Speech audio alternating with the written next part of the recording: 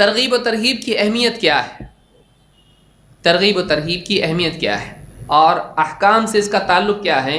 حضرت عائشہ رضی اللہ تعالیٰ عنہ کی ایک روایت سے اس کی اہمیت واضح ہوتی ہے۔ آئیے دیکھتے ہیں وہ کیا بات ہے، اور جس سے دعوت کے لیے ایک بہت اہم اصول ہمارے سامنے آتا ہے۔ حضرت عائشہ رضی اللہ تعالیٰ فرماتی ہیں انما نزل اول ما نزل منہ سورۃ من المفصل فیہا ذکر الجنۃ والنار۔ قرآن کریم میں سب سے پہلے جو چیزیں نازل ہوئیں وہ مفصل کی آیتیں تھیں، صورتیں تھیں۔ مفصل قرآن کی آخر کی جو صورتیں ہیں، چھوٹی چھوٹی صورتیں ہیں جس میں فصل بار بار آتا ہے، جس میں فصل صورت ختم ہوتی پھر واپس نئی صورت، یعنی بسم اللہ الرحمن الرحیم بار بار آ رہا ہے اس میں، تو مفصل اس کو کہتے ہیں۔ تو قرآن کریم میں جو صورتیں شروع میں نازل ہوئیں یہ مفصل کی صورتیں تھیں۔ فیہا ذکر الجنۃ والنار، یہ وہ صورتیں ہیں جس میں جنت اور جہنم کا بیان خوب ہے۔ آپ دیکھیے 30واں پارہ 29واں، اس میں آپ کو ملے گا اخیر کے کچھ جو قرآن کے اجزاء ہیں، ان میں آپ کو عموماً جنت جہنم بار بار ملے گا، قیامت بار بار ملے گا۔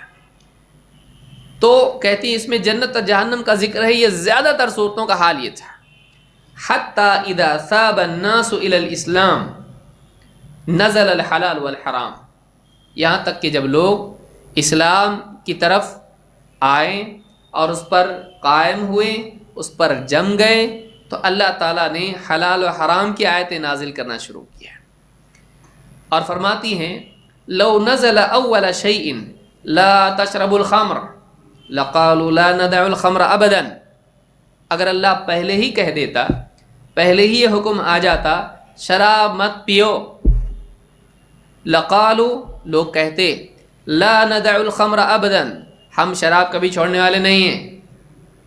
اگر شروع ہی میں یہ بات آتا، پہلے ہی آتا ایسا کرو ایسا مت کرو، ڈوز اینڈ ڈونٹس، تو لوگ کیا کہتے؟ حضرت عائشہ فرماتی ہیں لوگ بولتے ہم تو شراب کبھی چھوڑیں گے نہیں۔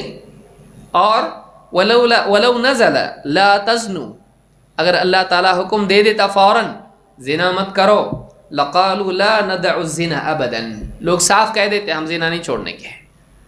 اس حدیث کو امام البخاری نے صحیح میں روایت کیا ہے۔ اس حدیث سے بہت اہم بات یہ معلوم ہوتی ہے کہ لوگوں کو شرعی احکام بتانا جتنا ضروری ہے اتنا ہی ضروری یہ ہے کہ ان کے دل میں اعمال کی فضیلت اور اعمال چھوڑنے پر وعید کو پیدا کیا جائے، ان کے علم میں یہ بات لائی جائے، تاکہ جب شرعی حکم ان کے سامنے آئے تو عمل کرنا آسان ہو۔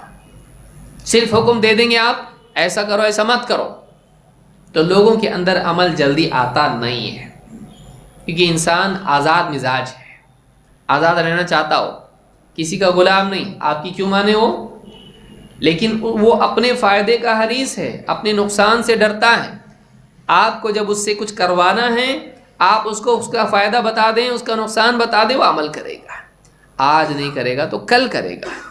لیکن یہ راستہ بہتر راستہ ہے بجائے اس کے کہ آپ صرف حکم سے کسی کو کام کروائیں، اپنے حکم سے کسی سے کچھ کام کروائیں۔ یہ ایک بہتر اصول دین پر عمل کروانے میں ہے، یہ ایک بہتر اصول ہے کہ لوگوں سے کچھ عمل کروانا ہے، کوئی برائی ان سے چھڑوانی ہے، آپ اس عمل کی فضیلت ان کو بتلا دیں یا اس عمل پر نہ کرنے کا نقصان بتلا دیں قرآن و سنت کی روشنی میں، یا کوئی برائی ان سے چھڑوانی ہے، کوئی شر ہے، شراب ہے، زنا ہے، وغیرہ وغیرہ، آپ بتا دیں اس میں تمہارا نقصان کیا ہے، اور یہی بہترین طریقہ ہے جس سے لوگوں کی زندگی میں عمل آتا ہے۔